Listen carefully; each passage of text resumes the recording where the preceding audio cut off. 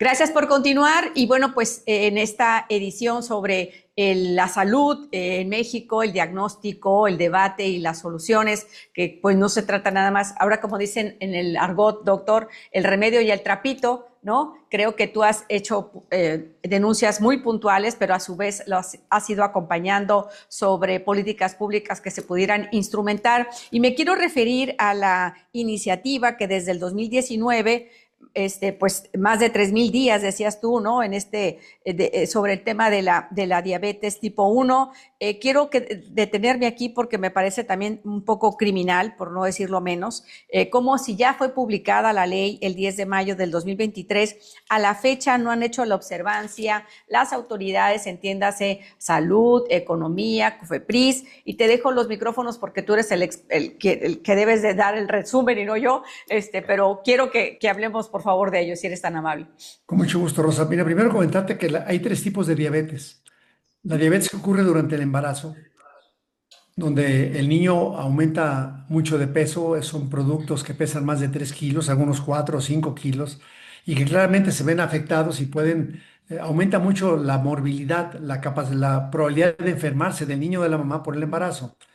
Luego la diabetes tipo 2 o diabetes no insulino dependiente, que es la más común, que da usualmente en la etapa adulta, cada vez a edades más tempranas, y que la padecen alrededor de 12 millones de mexicanos, pero que 10 millones más de mexicanos, o sea, 22 en su conjunto, tienen prediabetes o diabetes con grandes riesgos. Y por último, la diabetes tipo 1, en la cual el páncreas no produce la insulina y el azúcar no puede ser metabolizado por el organismo sin la presencia de la insulina. Usualmente es de nacimiento, se puede manifestar no necesariamente al nacimiento, a veces en la primera infancia. Y muchas personas con diabetes tipo 2 usan insulina y muchas personas con diabetes gestacional pueden usar insulina. Es decir, la insulina no es el que determina, sino el tipo de diabetes. Correcto. Junto con más de 20 asociaciones, Rosa, de lo que te comentaba, que uno es voz en el Congreso de la gente de tu distrito. En mi distrito está la Asociación Mexicana de Diabetes, y junto con ellos y con 20 pues, se hizo todo un grupo, una sola voz por la diabetes. Empezamos una lucha para que en la Ley General de Salud pudiera separarse los tres tipos de diabetes, y que además la norma oficial mexicana, que es el estándar básico de tratamiento, se trata muy diferente a un niño, a un insulino dependiente, que a un adulto y que a una embarazada. Muy diferente. La norma que se le pide al Ejecutivo que haga tiene que ver con separar estos tres grupos y dar los tratamientos con todos los expertos del mundo para que realmente no haya complicaciones. Para que tengas un dato, la primera causa de ceguera en México es la diabetes. La primera causa de infarto al corazón es la diabetes. La primera causa de amputaciones en los miembros es la diabetes. La primera causa de insuficiencia renal es la diabetes. Imagínate tú la cantidad de personas con muerte prematura o con discapacidad que da la diabetes en México. Bueno, somos el primer lugar de obesidad. Obesidad más diabetes, pues dan muchísimos más problemas y se requiere un actuar muy técnico del gobierno para tratar de prevenirla, haciendo una adecuada promoción de la salud, dando el tratamiento adecuado. Si es insulina con bombas, con la mayor tecnología para proteger a los niños y los que manejan la insulina, así debe de ser. Con los controles para saber cuánto traes de azúcar, cuánta insulina necesitas. Y por último, todos los aspectos educativos, Rosa, para el tema. Bueno, después de muchos años de lucha se publica. Y en la publicación le dice, le damos al Ejecutivo 6 meses para que haga la norma. No la ha hecho. Al día de hoy, ya por lo menos, se publicó en el Diario Oficial el nuevo programa de elaboración de normas. Ya la incluyeron para empezar a elaborarla.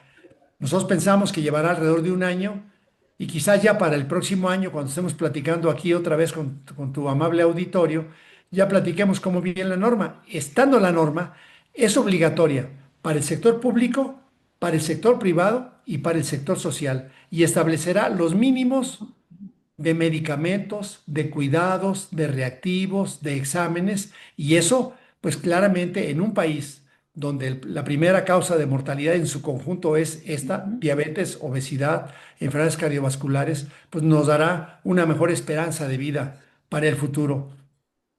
¿Tú a qué crees que obedece? Porque yo estoy pensando mal y digo, bueno, es que si se aplica la norma, tendrían que destinar presupuesto, tendrían, ¿no? que Exacto. autorizar, por ejemplo, la COFEPRIS, estos dispositivos como el que mostraba esta señora en tu conferencia de prensa, ¿no? Que es muy Exacto. lamentable que pues no todos los mexicanos tengan acceso a ese dispositivo y poder monitorear en tu reloj, en tu teléfono, ¿no? Pues, para que no estés pinchándote todo el día, cómo amaneció tu glucosa y cómo estás ese día para saber si comes o te inyectas un poco de insulina, en fin, porque es un tema serio. Entonces, aquí tenemos a COFEPRIS, tenemos el Instituto de Medicina Genómica, decía ahí la diputada Margarita Zavala, ya han identificado muy claramente, porque hay que decir que en México pues somos una de las poblaciones con mayor prevalencia a la diabetes, doctor, y bueno, pues también se te cuestiona a ti en redes sociales que qué pasa con las denuncias penales, ¿por qué no actúan ustedes como legisladores en este tema? Bueno, la denuncia penal las hemos puesto.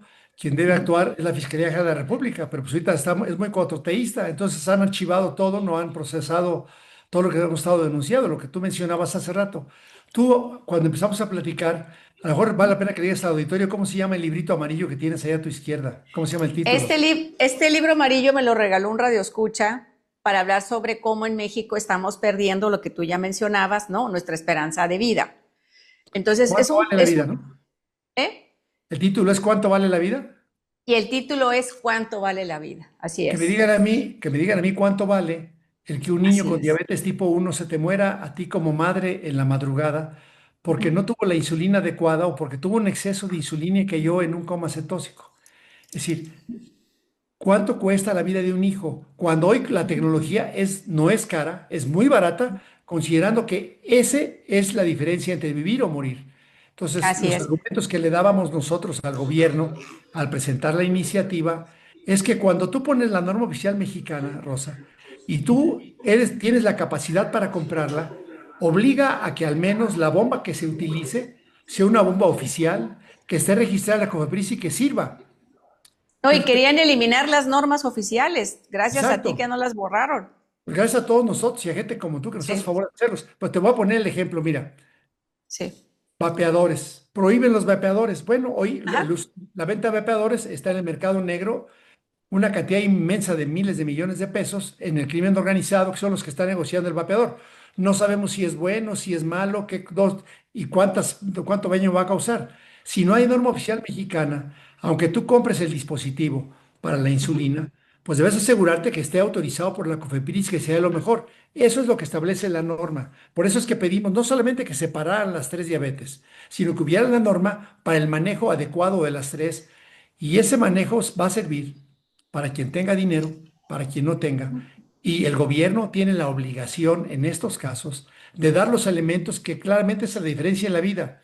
Mira, Rosa, toquemos madera. Tú tienes un hijo de 12 años, tiene una leucemia, es la primera causa de muerte en esa edad.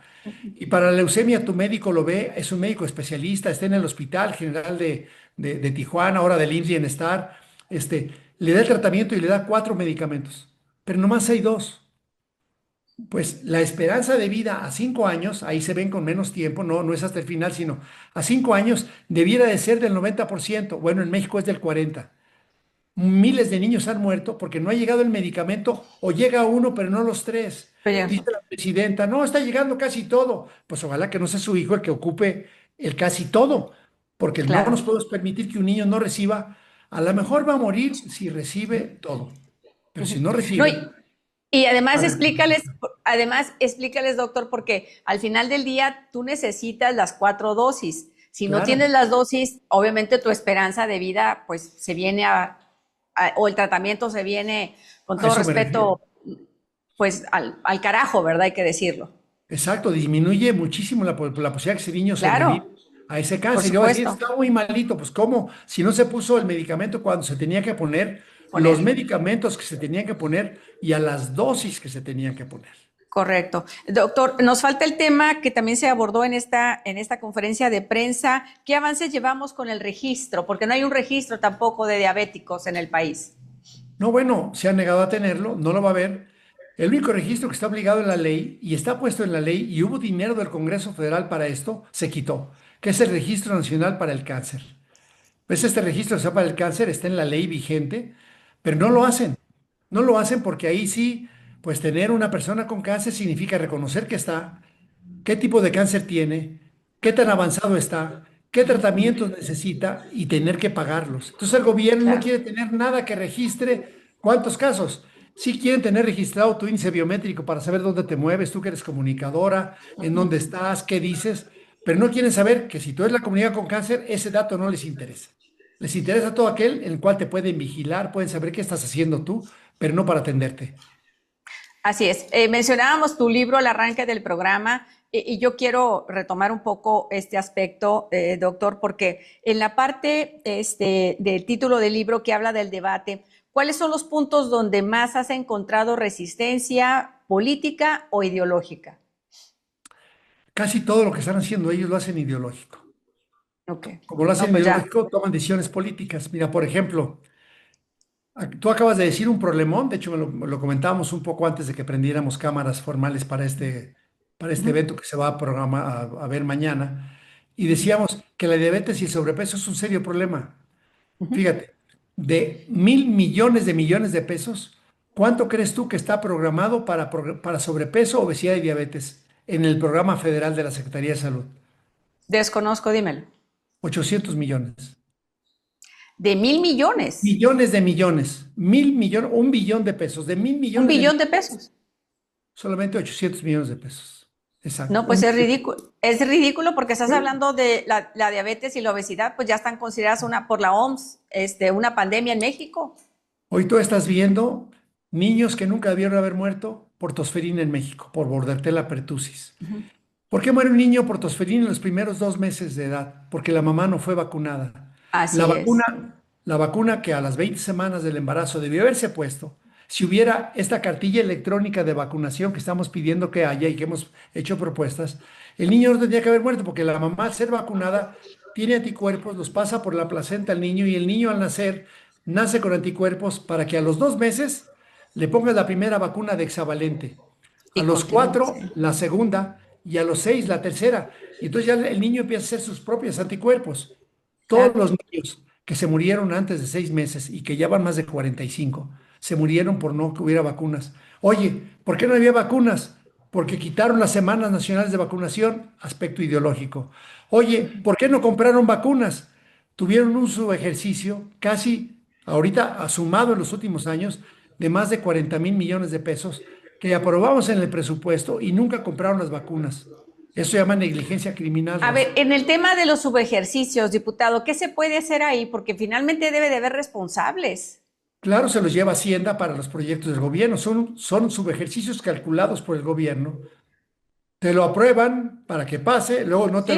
no te lo autorizan, no lo ejerces, Hacienda se lo lleva a principios de agosto y se van al Tren Maya, se van a los otros trenes, se van a la refinería que no refina, a Pemex, que consume. Pemex ha tenido pérdidas, este año ha tenido pérdidas superiores a las designadas a todo el presupuesto del IMSS Bienestar, para que tengas una Así idea es. lo que ha Sí. significado. No, no, sí, sí tengo idea y me duele muchísimo ver cómo nuestros impuestos se están canalizando en aspectos que, pues, que no son prioritarios. Aquí estábamos hablando de la prioridad y la prioridad es la salud. Antes de tener un tren, antes de tener una refinería, tú tienes que darle a la población, como lo hemos dicho, la salud, como ellos también lo pregonan, ¿no? Y está desde la época de Miguel de la Madrid, se puso así en la ley, la salud es un derecho. Entonces, si es un derecho y está en la Constitución, porque también estaba viendo tus notas, ¿no? Está la Constitución, los tratados, las leyes generales, las leyes federales, las constituciones estatales y bueno, y todo lo que conlleva, ¿no? Este ejercicio de la salud. Y bueno, pues ahí están todas las instituciones, el IMSS, el ISTECALI, el ISTE, Pemex, las instituciones privadas que lamentablemente pues nomás atienden al 2.8% de la población, el ISTE, en fin, y los IMSS, está. Pues ahí está el gran pastel que tiene la población, ¿no? Está en la salud pública, entonces ahí necesitamos que se canalicen esos recursos. Pero bueno, el tiempo nos apremia, porque tienes cosas que hacer, diputado. Antes de irme a esta parte recta final, ¿existen ejemplos internacionales que podrían inspirar a mejorar nuestro sistema? Por supuesto, hay muchísimos ejemplos. De hecho, basta con voltear lo que estaba haciendo México hace apenas 10 años. Es decir, cuando tú ¿Mm? concentras en la población Ujú, un sistema universal de salud, no importa si seas pobre o seas rico, y garantizas estos servicios esenciales de ujú. prevención, de promoción, de tratamiento, de rehabilitación y de cuidados paliativos, va uno avanzando adelante. Hay muchísimos ejemplos. De hecho, cada vez hay muchos más reportes. En el caso de Latinoamérica, pues con modelos de Latinoamérica. Digo, hoy la esperanza de vida en Colombia es superior que en México, en Chile es superior que en México, en Brasil es superior que en México. Bueno, pues cuando tú lo primero que haces es quitarle el presupuesto, luego Ajá. pones a dirigir a gente que no tiene capacidad para comprar medicamentos, pues todos los que quedan en el camino son cientos de mexicanos, miles de mexicanos y hoy te puedo asegurar millones de mexicanos. Mira, en días pasados salió la encuesta nacional de ingreso y gasto en los hogares, hecha por el INEGI. Sí. Cayeron en pobreza por motivos de salud más del doble de los que habían caído 6 años antes, lo cual marca que la gente estaba sacando de su bolsillo el dinero y muchos de ellos, pues sus hijos, sus familiares mueren por no recibir el servicio de atención cuando es una urgencia médica. Hemos platicado tú y yo casos recientes en los Ujú. cuales claramente es la insuficiencia del servicio de salud. Y luego todavía se da el lujo de hacer medidas populistas ideológicas. Mira, acaban de afiliar supuestamente a 1.2 millones de gente que trabaja en las plataformas digitales. Ujú. Esto significa que sumados los 2.3 millones de personas, hijos, esposas, padres, beneficiarios, son 4 millones de personas. Para una institución como el IMSS, que no tiene ni el número de médicos, ni el número de enfermeras, ni el número de camas, ni el número de hospitales, ni el número de medicamentos suficientes para atender a los que ya tiene. Entonces, lo único que va a hacer el IMSS es recibir dinero de las plataformas y va a seguir en su zona de confort con menos dinero y con menos atención. Es un fraude, es un monopolio de Estado que no debiéramos de permitir. Bueno, se llama dictadura de la salud. Dictadura sanitaria, exactamente, así se Así llama. es, Muy así se bien, Rosa, llama, de acuerdo. dictadura sanitaria. Hay que decirle las cosas por su nombre. Y Suscribo lo dicho. volviendo al tema de la OCDE, por cada 100,000 habitantes, porque también lo ha hecho el IMCO, el Instituto Mexicano para la Competitividad, por cada 100,000 habitantes, cuántos, desde camas, hospitales, médicos, presupuesto, debemos de tener en México, doctor? Más o menos. Un país debe dedicar 6 puntos Ajá. del PIB a la salud. 6 puntos del PIB. México le dedica público. México le dedica el 2.3 este año. O sea, ahí ya estamos empezando mal. Ahí Un tendríamos tercio, que cambiar esa un tercio. fórmula. Con base en eso, no, pues le tienes que poner más dinero. No le ponen más dinero, pues no va a haber todo lo demás. Una cama de hospital cuesta dinero. Así Un es. médico cuesta dinero. Y luego tú ya programas el número de médicos dependiendo de los niveles de atención. Por ejemplo, un médico, una enfermera y un promotor deben de atender a 3,000 personas a una distancia de menos de 30 minutos por el medio de transporte habitual. Se llama atención primaria a la salud o primer nivel de atención con atención primaria. Ujú. Entonces, cuando tú dices, ¿cuántos médicos se ocupan por cada 1,000 derechohabientes? Dices, bueno, pues ya, no, ya sé que por cada 3,000 ocupo uno, pero es un médico, una enfermera y un promotor, tres. Entonces, va a haber un médico por cada 1,000 derechohabientes, una cama de hospital por cada 1,000 derechohabientes. Cada indicador, por ejemplo, si tú mencionabas la ceguera como causa, ocupamos médicos de atención primaria que tengan el azúcar de los pacientes bien controlados, que el paciente esté educado para que controle su azúcar y no tenga retinopatía diabética. Si tú ahorita consideras el número de oftalmólogos que hay en el sector público para atender las fases oculares, estamos por como el 10% de los que se necesitan, Rosa. No hay. Sí, ahora el tema volviendo al tema de la diabetes, porque decían en la rueda de prensa, si ya se tiene calculado el gasto de la prevención versus el gasto ya para atender las enfermedades que provoca la diabetes, pues la diferencia es enorme, diputado. ¿Por qué no hacer las cosas bien desde un principio? Porque son incompetentes, mi estimada Rosa. Es incompetencia lo que se está ocurriendo ahora, porque han contratado personal que tiene el 95% de lealtad y el 5% de capacidad, pero no saben. Sí, fíjate, estamos ya terminando el mes de agosto. Todavía no hay medicamentos del 2025. Cuando tú haces un contrato y ya cierras firmando el contrato, cualquier laboratorio serio se tarda 4 meses al entregarte. Algunos de vacunas hay que hacerlos de un año antes. Bueno, pues cuando firmen el contrato de agosto, septiembre, octubre, noviembre, para diciembre de este año estarán surtiendo lo de enero del 2025. Pues por eso no hay medicamentos, por eso la gente está gastando su dinero en las farmacias que hoy están por todos lados ya. Tú verás muchísimas farmacias con En médicos cada esquina. y con En consultorio a cada un esquina hay lado. una farmacia. Aquí en Mexicali, en mi oficina, sales y está 1, 2, 3, 4, 5, 6, 7, 8. Dices tú, ¿cómo tanta farmacia? Pues ¿No? pero es muy Para un simple. radio, ¿no Pero es muy entiendes? simple, Rosa, el sistema público no las está dando, pues por eso hay mercado. Yo te insisto, es el que hay estas farmacias es un efecto de que el sistema público no sirve. Es la mejor respuesta. Están privatizando la salud de México. Por eso es que el gasto de bolsillo, que no es el Claro. público, sumado este 2.7, 2.3 del PIB, más 2.8 del PIB del gasto de bolsillo, más casi 360,000 millones de pesos que se van en los gastos domiciliarios que hacen las esposas, las hijas, las nietas que cuidan a los enfermos en la casa, que se Ujú. llaman cuidados no remunerados en salud. México ahorita estará teniendo como el 6.1% del PIB comparado contra todos los demás países. Te digo, en el gasto público en salud, México, no hay un solo país del continente americano, ni el más pobre, ni Cuba siquiera, que le dedique Ujú. menos a la salud que México. En este sexenio. En el No, sexenio pues de ya, la ya presidenta. decir Cuba estamos muy mal, doctor. No, bueno, pero la atención primaria en Cuba está más o menos razonablemente bien y aquí ni siquiera eso lo tenemos. ¿Ves? Porque No, pues muy aquí mal. el 70% del presupuesto se va en gasto hospitalario y no en la atención primaria a la salud como debiera de ser. Y eso, dicen mucho eso que lo van a hacer, pero no hay ningún cambio que tú veas en los programas presupuestarios que lo estén haciendo. Ok. Siguen dizque, estrenando hospitales, ¿ves? Sí, porque aquí acaba de estar la presidenta inaugurando uno en Ensenada. Este fin de semana, el sábado 9 de agosto y el domingo 10 de agosto, hubo una marcha nacional, Queremos Medicinas. Quiero voy a correr la reacción que tuvo el presidente de esta asociación civil, Nariz Roja, sobre pues el lamentable, digo lamentable porque la presidenta minimizó la marcha, criticó que pues estuvo Margarita Zavala al frente de ella, en fin, aspectos volviendo al tema de la si es un tema ideológico o qué, pero el tema del desabasto, si me lo permites, doctor, vamos a poner este video, ¿no? Que me parece importante de la respuesta que da Alejandro a la presidenta Claudia Sheinbaum y después de presentar este material, regresamos contigo para concluir, si te parece. Me parece muy bien. Pero bueno, hoy, Presidenta, usted hizo mención a algo que para nosotros es sumamente delicado. Usted mintió nuevamente hoy por la mañana. Refirió que la ciudadana Margarita Zavala, diputada, encabezaba estas marchas. ¿De dónde sacó eso?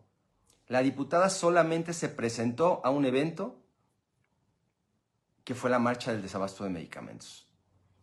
No nos buscó, no dijo, oigan, ahí voy a estar, para que, pues, ya saben, ¿no? Me reciban. No.